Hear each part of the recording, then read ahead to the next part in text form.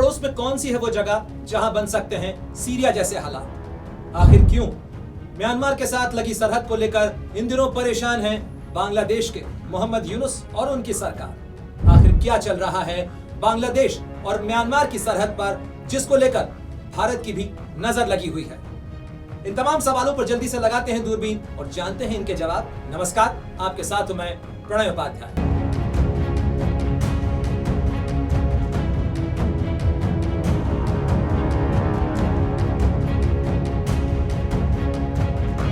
तो चलिए अब आपको बताते हैं कि आखिर भारत के पूरब में क्या चल रहा है, जिसको लेकर मोहम्मद यूनुस, जो कि बांग्लादेश के चीफ एडवाइजर हैं, उनकी परेशानी और उनकी चिंता बढ़ी हुई है। और आखिर क्यों ये कहा जा रहा है कि भारत के पूरब में म्यांमार के इलाके के अंदर एक बार फिर ऐसे हालात बन सकते हैं जो सीरिया के हालात जैसे नजर आ सकते हैं।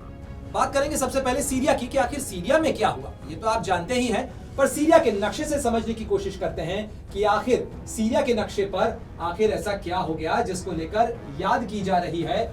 और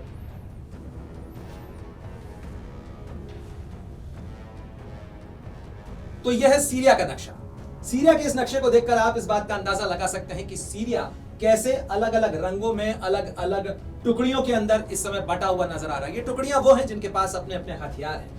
ये जो आप इलाका देख रहे हैं, यही HTS यानी महमूद अल जुलानी की फौज जो है उसका इलाका है, जिसने यहां जो दमस्कस है वहां से बशर अल असद की सरकार को उखाड़ फेंका। और उसके बाद अब सीरिया के अंदर इन विद्रोहियों का कब्जा है। जो सबसे अगवा नेता के तौर पर HTS के महमूद अल जुलानी जो है वो उभरे जरूर है, लेकिन फिलहाल अभी भी पूरे सीरिया के अंदर अव्यवस्था की स्थिति है। सीरिया को कौन चला रहा है, कैसे चला रहा है, कितनी देर तक वो चला पाएगा, ये तमाम सवाल इस समय उलझे हुए हैं, क्योंकि सीरिया का नक्शा कुछ इस तरीके से बटा हुआ नजर आ रहा है। लेकिन कुछ ऐसा ही नक्शा भारत के पड़ोस में भी बन रहा है, और वो नक्शा है ये नक्शा, क्योंकि ये म्यांमार का नक्शा है जिसके साथ भारत की करीब 1600 किलोमीटर की सीमा लगती है। और भारत से ठीक करीब में 1600 किलोमीटर से लगी इस सीमा पर म्यांमार बीते करीब 3 सालों से 2021 के बाद से, जब फरवरी में यहां पर सैनिक तख्ता पलट हुआ, आंग सान सू की समेत उनकी जो राजनीतिक तौर पर, जो लोकतांत्रिक तौर पर निर्वाचित सरकार थी, उसको सेना ने उखाड़ फेंका। और उसके बाद म्यांमार में आ गई मिलिट्री उनता की सरकार, यानी फौजी सरकार। और इस फौजी सरकार के साथ साथ म्यांमार के अंदर शुरू हो गया एक जबरदस्त गृह युद्ध। ये जो नक्शा आप देख रहे हैं, इसमें अलग अलग रंग जो आप देख रहे हैं, ये अलग अलग रंग म्यांमार के अलग अलग लड़ाके गुट की हैं। यहाँ पे कहीं अराकन आर्मी है, तो कहीं चिन काउंसिल है, कहीं चिन ब्रदरहुड अलायंस है, कहीं पीपल्स डिफेंस फोर्स है, तो कहीं पे शान स्टेट आर्मी है। साथ ही यहाँ पर KNLA जो है, ये कारेन नेशनल लिबरेशन आर्मी, ये है। ये तमाम इलाके हैं जहां पर अलग अलग जो लड़ाके हैं, अलग अलग जो विद्रोही गुट हैं, उन्होंने अलग अलग इलाके को कब्जा कर रखा है। और जो कहने को तथाकथित तौर पर म्यांमार की सरकार है या म्यांमार की सेना है, जिसे तात्मदाव कहा जाता है, उसका जो कब्जा है वो केवल इतने से इलाके में सीमित है। लेकिन आखिर क्यों ये कहा जा रहा है कि सीरिया जैसे हालात यहां भी जल्द बन सकते हैं? आखिर बीते कुछ दिनों के अंदर या बीते कुछ घंटों के दौरान ऐसा क्या हुआ कि हम इस सवाल पर आज बात कर रहे हैं? तो जल्दी से आपको दिखाते हैं ये नक्शा, क्योंकि ये है अराकन आर्मी के प्रभाव वाला म्यांमार का वो इलाका, और इसी इलाके के अंदर हुई है एक बड़ी हलचल। ये जो इलाका आप देख रहे हैं, यही इलाका है जहां पर एक बड़ा बदलाव ये हुआ है, क्योंकि ये है बांग्लादेश के साथ लगती हुई म्यांमार की सरहद। और इस सरहद के इलाके के ऊपर अराकन आर्मी ने जो मिलिट्री उनता है, यानी जो फौजी सरकार है म्यांमार की, उसको यहां से भगा दिया है। उसके जो लड़ाके हैं, उसके जो फौजी हैं, वो यहां से चले गए हैं। और उसके साथ इस पूरे इलाके के अंदर अब अराकन आर्मी का ही कब्जा है। यानी पहली बार ऐसा हुआ है कि बांग्लादेश के साथ लगी सरहद के ऊपर इस समय जो अराकन आर्मी है उसका कब्जा है। यानी इस नक्शे को अगर आप यहां पर देखें, गूगल मैप पे देखें, तो आपको ये समझ में आएगा कि क्यों म्यांमार के लिए तो ये इलाका महत्वपूर्ण है ही सही, लेकिन बांग्लादेश के लिए भी ये इलाका महत्वपूर्ण है और भारत के लिए भी ये इलाका अहम है। इसलिए इस लिहाज से अहम है क्योंकि ये इलाका जो है, ये इलाका है जिसकी हम इस समय बात कर रहे हैं। और इस इलाके में इस समय सबकी नजरें इसलिए लगी हुई हैं क्योंकि यहाँ पर अराकन आर्मी जो है उसका कब्जा हो चुका है। ये सितवे पोर्ट है, ये बहुत महत्वपूर्ण रणनीतिक तौर पर अहम सितवे पोर्ट है, जिसको लेकर भारत सितवे पोर्ट डेवलप करना चाहता था। इसको लेकर काफी चर्चाएं चली।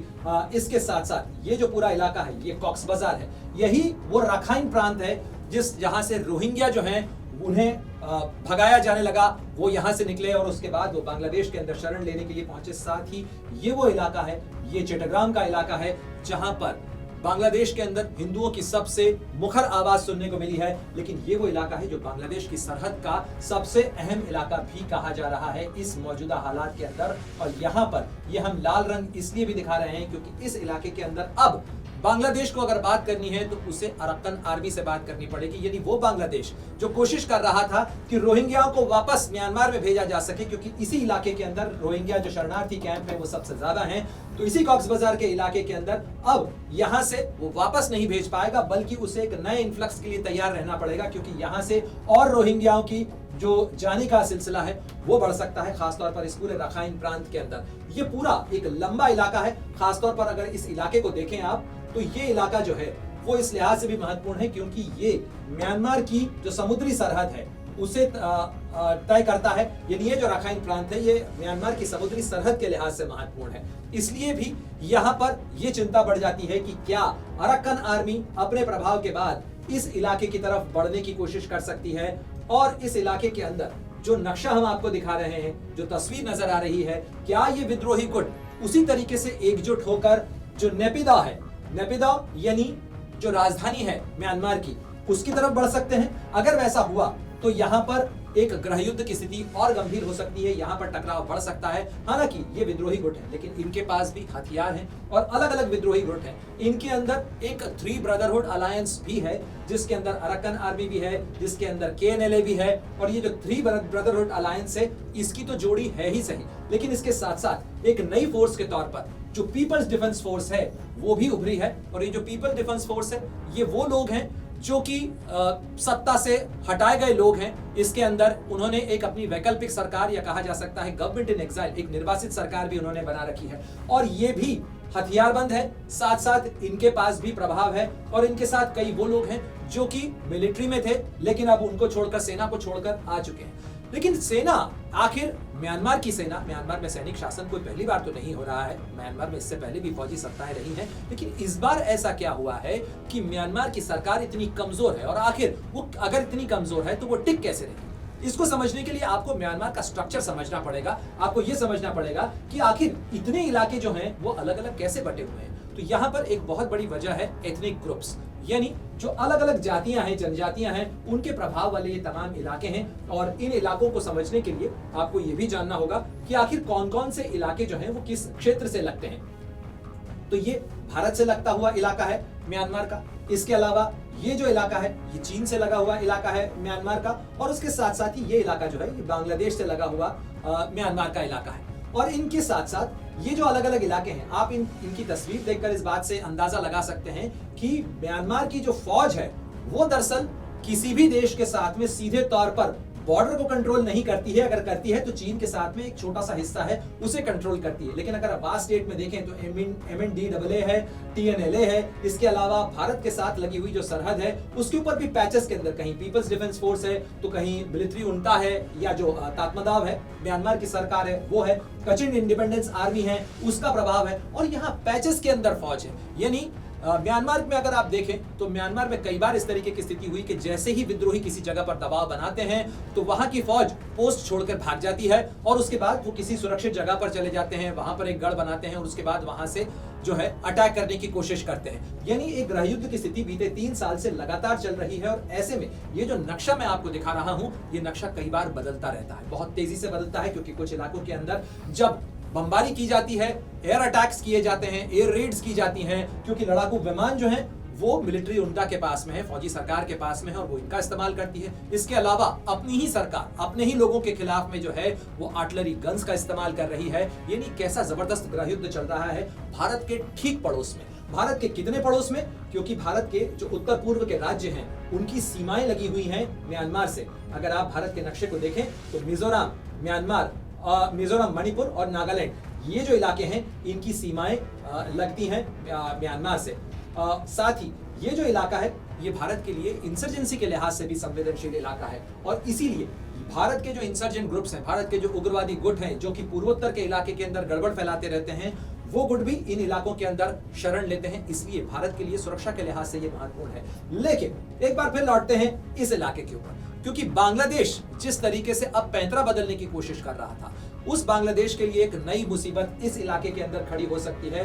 क्योंकि यहां पर इसी इलाके के अंदर अगर आप देखें तो आपने बांग्लादेश के अंदर अगस्त में जो सत्ता का बदलाव हुआ था, उस बदलाव के साथ आपने एक और शब्द सुना होगा जिसे हमने कहा था रॉबिन्स आइलैंड। और वो जो रॉबिन आइलैंड है, वो रॉबिन आइलैंड इसी इलाके के अंदर है, यानी म्यांमार की सीमा, म्यांमार और जो बांग्लादेश की सीमा है वहां से लगा हुआ ही ये वो आइलैंड है, जिसको लेकर काफी चर्चाएं हुई थी कि अमेरिका यहां पर बेस बनाना चाहता है, अमेरिका इस जगह के ऊपर आना चाहता है। और इसी आइलैंड को लेकर काफी चर्चाएं हुई थी।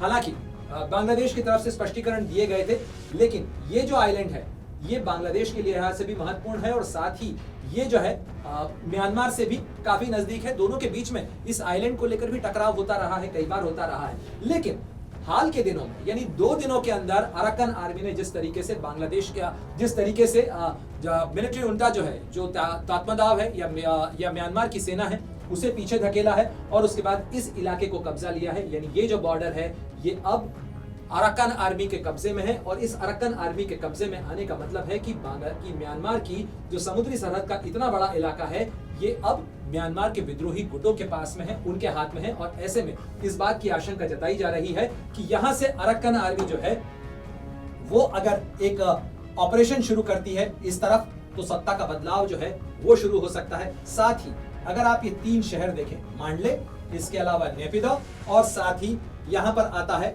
रंगून, तो ये जो 3 शहरों की एक्सेस है, ये म्यांमार के सबसे बड़े शहर हैं। ये 3 सबसे बड़े शहर हैं जहां पर सबसे ज्यादा आबादी रहती है और सबसे ज्यादा, अगर कहा जा सकता है कि जो सबसे ज्यादा कब्जा है जो सैनिक सरकार है उसका, वो भी उसके मजबूत गढ़ इन्हीं 3 इलाकों के अंदर हैं। लेकिन ये तीनों इलाके जो हैं वो अलग अलग तरफ से विद्रोही गुटों से घिरे हुए हैं।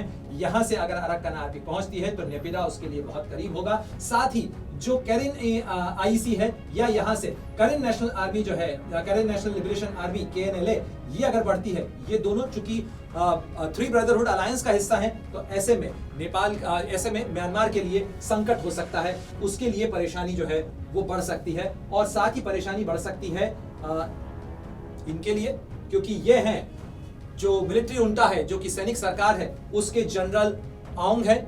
और इन्हीं जनरल साहब की सरकार इस समय म्यांमार में चल रही है, नेपिदा में चल रही है। और इन्हें पुरानी तस्वीर में एक दिखाना चाहूंगा आपको, चीन का समर्थन हासिल था, चीन के बहुत करीबी माने जाते थे एक समय में। लेकिन अब कहा जा रहा है कि चीन भी परेशान हो चुका है, चीन भी जो है वो इनसे आजिज आ चुका है, इसलिए चीन किसी तरीके का कोई खुला समर्थन नहीं दे रहा है। और उसके पीछे एक बड़ी वजह यह है क्योंकि म्यांमार में कुछ ऐसा चल रहा है जिसको लेकर भारत और चीन दोनों का सरदर्द करीब करीब एक जैसा है। और वो सरदर्द क्या है, वो सरदर्द भी आपके लिए जानना बहुत जरूरी है, क्योंकि ये जो सरदर्द है ये दरअसल वेपन ट्रेड के साथ साथ ये है ड्रग्स का ट्रेड, और साथ ही इस पूरे इलाके के अंदर चल रहा है जो वसूली का कारोबार है, जिसे कहा जा सकता है साइबर ठगी का कारोबार, वो थाईलैंड के साथ लगी सीमा के इस इलाके के अंदर चल रहा है। क्योंकि ये जो आप नक्शे पर देख रहे हैं लाइनें, ये लाइनें बताती हैं कि किस तरीके से यहाँ पर जो है वो जो इलिसिट ड्रग्स होते हैं, यानी जो नार्कोटिक्स है उसका ट्रेड होता है यहाँ से। इसके अलावा यहाँ से हथियार जो हैं वो सप्लाई किए जाते हैं। और ये जो पूरा इलाका है, ये इलाका ड्रग लॉर्ड्स का, वॉरलॉर्ड्स का इलाका हो चुका है। यानी यहाँ पर हथियार, गोला बारूद, इसके अलावा ड्रग्स और साथ ही हर तरह का गलत काम, हर तरह का गलत धंधा जो है वो इस पूरे इलाके के अंदर चल रहा है। और कंट्रोल के नाम पे अगर देखा जाए तो इस इलाके के अंदर किसी तरीके का कंट्रोल नहीं है। और यहाँ से जो चीन का सरदर्द है, उससे तात्पर्य ये था कि इस इलाके के अंदर कई साइबर ठगी के वो गुट हैं जो कि चीन के लोगों के साथ भी साइबर ठगी कर रहे हैं। जिस तरीके से भारत के लोगों के साथ कंबोडिया या म्यांमार या थाईलैंड के अंदर बैठे हुए जो गुट हैं वो भारत के अंदर कॉल करके या साइबर ठगी करते हैं, उसी तरीके की चीजें चीन के साथ भी हो रही हैं। हालांकि चीन के भी कई लोग इस कारोबार के अंदर मिले हुए हैं। और ये जो है ये चीन की एक चिढ़ का कारण है, क्योंकि उसने अपेक्षा की थी कि जो फौजी सरकार है, जनरल औंग की जो सरकार है, वो कोशिश करे इस इलाके के अंदर दबाव डाले, इन विद्रोहियों के खिलाफ कार्रवाई करे और साथ ही ये जो गोरख धंधा वहां पर चल रहा है, ये जो गलत काम चल रहे हैं, इस पर नकेल लगाए। लेकिन ऐसा नहीं हो पाया। और ऐसा जब नहीं हुआ है तब उसके बाद से चीन ने एक तरीके से अपना हाथ खींच लिया है इन जनरल साहब से।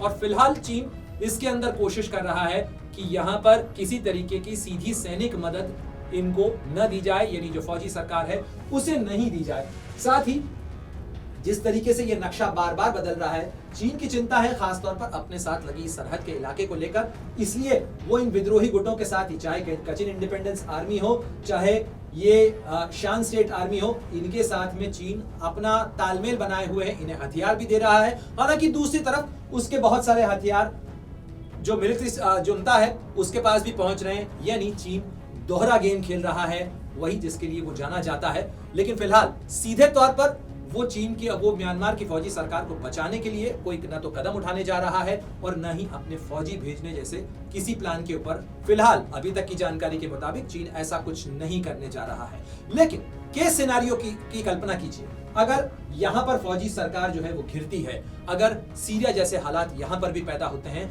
तो फिर आखिर क्या होगा?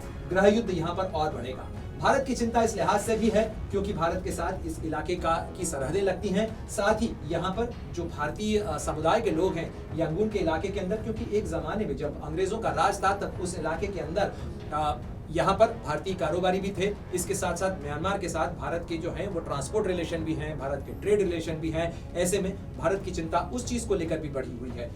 ऐसे में ये अगर स्थिति यहाँ पर बनती है, तब अभी ये कहना मुश्किल है कि आखिर जो फौजी सरकार जिसने फरवरी 2021 के अंदर सत्ता हथियाई थी, वो म्यांमार की फौजी सरकार कितने दिन चल पाएगी। साथ ही भारत की चिंता इसको लेकर भी है क्योंकि नक्शे के ऊपर ये जो लकीरें हैं ये बताती हैं जो आर्म्स ट्रेड है वो, और साथ ही जो नारकोटिक्स ट्रेड है वो, यानी हथियार किस तरीके से म्यांमार से भारत के अंदर आ रहे हैं, साथ ही किस तरीके से ड्रग्स भारत में आ रही हैं। कुछ दिनों पहले अंडमान सागर के पास में भारत का में अब तक का जो भारतीय नौसेना ने, भारतीय तटरक्षक बल ने अब तक का सबसे बड़ा जो ड्रग्स का जखीरा पकड़ा था, करीब 6000 किलो से ज्यादा का ड्रग्स जो है वो पकड़ा गया था। और वो जो नौका आ रही थी वो नौका भी म्यांमार से आई थी, इसलिए भारत की चिंता इस इलाके को लेकर ज्यादा है। लेकिन हम बात कर रहे हैं कि इस इलाके को लेकर बांग्लादेश की चिंता, बांग्लादेश की परेशानी भी बढ़ सकती है, क्योंकि ये इलाका, जैसा मैंने आपको नक्शे पे बताया, ये इलाका बांग्लादेश के लिए भी एक बड़ी परेशानी और एक चिंता का सबब बन सकता है, क्योंकि बांग्लादेश को अब अराकन आर्मी से डील करना पड़ेगा और साथ ही उसे अपने ठीक पड़ोस के अंदर इस तरीके की जो अस्थिरता है उससे भी डील करना पड़ेगा। साथ ही भारत के लिए भी एक परेशानी जरूर है, क्योंकि ये जो फौजी सरकार है इसके साथ अभी तक बात जरूर होती रही, भारत का संवाद है इस फौजी सरकार के साथ में, लेकिन ये फौजी सरकार कितने दिन वहां रहेगी, कैसे रह पाएगी, और ये गृह युद्ध यदि और बढ़ता है, अगर सीरिया जैसे हालात यहां भी पैदा होते हैं, तब उसके बाद भारत को किस तरीके का रुख अपनाना होगा। क्योंकि आखिर बात की जाए तो किससे बात की जाए, इसमें किसका दबदबा ज्यादा है, ये अभी कहना मुश्किल है, क्योंकि हर गुट अपने आप को कहता है कि वो सबसे ज्यादा प्रभावशाली है, उसको मदद की जानी चाहिए। भारत का साथ भी इनमें से कई गुटों ने मांगा है, हालांकि भारत ने आधिकारिक तौर पर अभी इनमें से न तो किसी का समर्थन किया है और न ही इन्हें किसी तरीके का कोई जो मदद है वो इन्हें मुहैया कराई है। इसलिए लेकिन अभी हर कोई अपने जो ऑप्शंस हैं, अपने जो विकल्प हैं, वो तौल के चलना चाहता है, और इसीलिए कहा जा रहा है कि इस इलाके के अंदर जो चल रहा है उसको लेकर जो भारत की चिंताएं हैं वो हमने आपको बताई। साथ ही हमने आपको बताया कि आखिर इस इलाके को लेकर बांग्लादेश की जो सरदर्द है, परेशानी है, वो क्यों बढ़ सकती है।